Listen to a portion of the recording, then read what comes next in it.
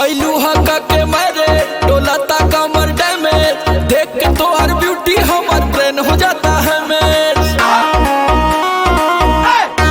ऐलू हका के मारे डोला ता कमर डैमे देख के तो हर ब्यूटी हमार ब्रेन हो जाता है मेरे। का कहीं कितना सैया कैले बा मोर सजैया धुन दहले देह राते जैसे राजैया छील देला दहिया मुसलम बलमुआ के बलम बलमुआ के बलम बलमुआ के बलम है बलम बलमुआ के बलम है बलम बलमुआ के बलम धसे जैसे नरगद के कलम बलमुआ के बलम बलमुआ के बलम बलमुआ के बलम।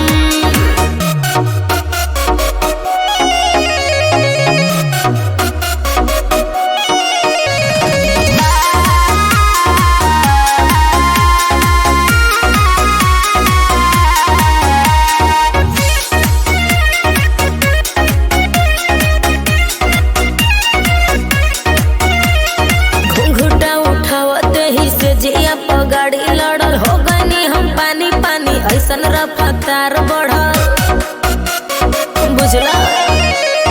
सोचहूं मैं बोले दमदार बड़ू मरदा ऊपरा से नीचे ले उड़ा देले बगरदा।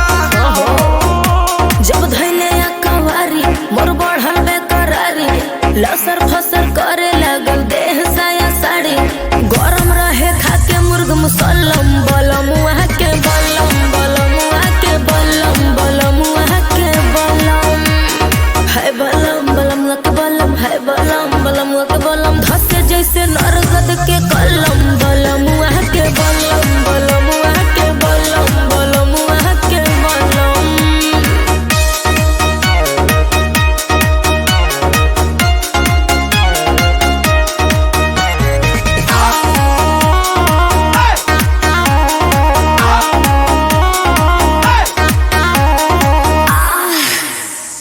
एक बार भइल ना भोरेले कई बार